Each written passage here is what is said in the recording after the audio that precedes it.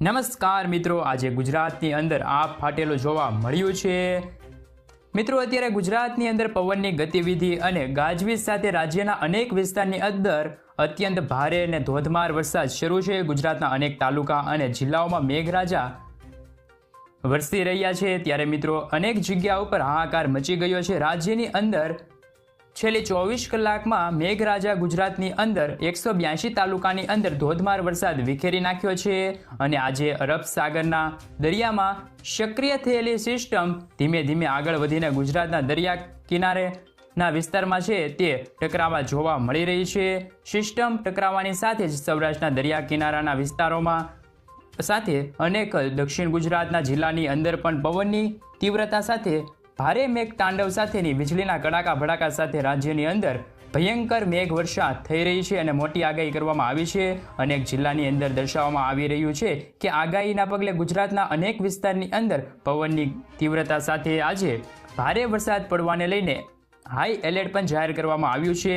અનેક વિસ્તારની અંદર યલો એલર્ટ પણ સાથે ઓરેન્જ એલર્ટ પણ ગુજરાતની અંદર હાલ દર્શાવવામાં આવી રહ્યું છે। સાથે સાથે બંગાળની ખાડીમાં પણ મોટી હલચલ સર્જાયેલી ધીમે ધીમે આગળ વધીને નવી સિસ્ટમ બનીને ટકરાવા જઈ રહી છે। મિત્રો, દરિયાકાંઠાના વિસ્તારમાં જે સિસ્ટમ અત્યારે ભુવનેશ્વરની આજુબાજુના દરિયા કિનારાના વિસ્તારોમાં ટકરાતી જોવા મળી રહી છે, ત્યારે એક બાદ એક નવી સક્રિય સિસ્ટમ પણ ફરીથી જોવા મળી રહી છે અને ગુજરાતની આજુબાજુના વિસ્તારની અંદર પણ તીવ્ર અસરો જોવા મળી રહેલી છે। સાથે જ ગુજરાત રાજ્યની અંદર દક્ષિણ ગુજરાતમાં નબળું પડેલું ચોમાસું પણ હવે ફરી એકવાર તીવ્ર ઘાતક બનતું જોવા મળ્યું છે।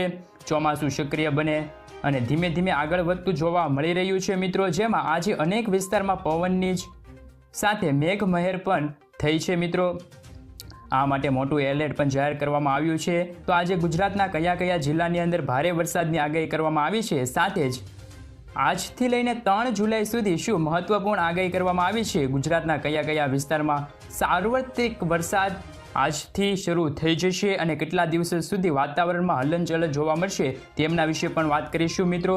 સાથે યલો એલર્ટ પણ જાહેર કરવામાં આવ્યું છે। સિસ્ટમનું સંક્રમણ સૌથી વધારે અત્યારે કયા કયા વિસ્તારમાં જોવા મળી રહ્યું છે, આવનારી કલાકની અંદર ગુજરાતના કયા રાજ્યની અંદર કયા વિસ્તારની અંદર મેઘતાંડવ સાથે અત્યંત ભયંકર ગાજવીજ સાથે વરસાદ જોવા મળી શકે છે તેમની સંપૂર્ણ માહિતી આપણે મેળવશું મિત્રો। સાથે મિત્રો, વાત કરીએ તો તમામ દર્શક મિત્રોને ખાસ વિનંતી છે કે વિડીયોને અંત સુધી જોતા રહેજો। સાથે ચેનલ પર જો નવા છો તો ચેનલને સબસ્ક્રાઇબ કરવાનું પણ ભૂલતા નહીં મિત્રો। સાથે અત્યારે અરબ સાગરમાં જેમ સિસ્ટમ ધીમે ધીમે આગળ વધી રહી છે તે જ રીતે કલાકોની અંદર ગમે ત્યારે સિસ્ટમ ગુજરાતના દરિયાકાંઠાના વિસ્તારો છે તેમની અંદર ટકરાઈ શકે છે તેવી અનેક સિસ્ટમો છે તે હાલ ગુજરાતની આજુબાજુના વિસ્તારની અંદર જોવા મળી છે।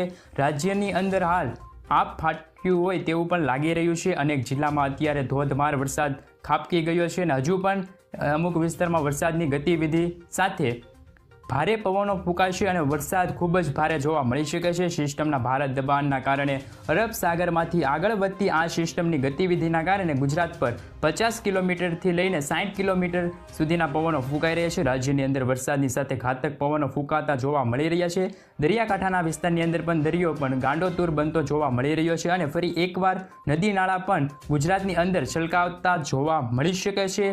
દરિયા કિનારાની અંદર પવનની તીવ્રતા સાથે ગુજરાતના અનેક વિસ્તારોની અંદર જળબંબાકાર વરસાદ જોવા મળી શકે છે તેવી મહત્વપૂર્ણ આગાહી કરવામાં આવી ગઈ છે મિત્રો ગુજરાતને લઈને।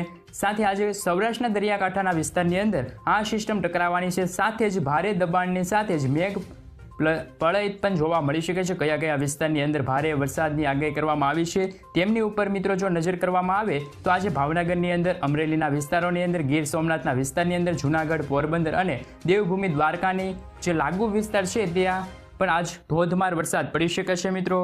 સૌરાષ્ટ્રની અંદર આજે વહેલી સવારથી લઈને અનેક જિલ્લાની અંદર વીજળીના કડાકા ભડાકા સાથે વરસાદ વરસી રહ્યો છે, જ્યારે આજે ગુજરાતના અનેક વિસ્તારમાં મેઘતાંડવ જોવા મળ્યો છે, જેમાં સૌરાષ્ટ્રની અંદર મિત્રો 3 થી 4 ઇંચ સુધીનો વરસાદ પણ પડી શકે છે તેવી આગાહી કરવામાં આવી છે। મહત્વપૂર્ણ આગાહી સૌરાષ્ટ્રના વિસ્તારો માટે દર્શાવવામાં આવી રહ્યું છે કે સૌરાષ્ટ્રના બીજા બાકીના વિસ્તારોમાં છે તેમની અંદર જો જસદણ, બોટાદ વિસ્તારની અંદર છૂટા છવાયેલા વાદળો સાથે વરસાદ પડી રહ્યો છે। જામનગર જિલ્લાની અંદર પણ સુરેન્દ્રના વિસ્તારની અંદર અને મોરબીના વિસ્તારની અંદર પણ આંધી તોફાન સાથે ભારે વરસાદની ગતિવિધિ જોવા મળી ગઈ છે મિત્રો.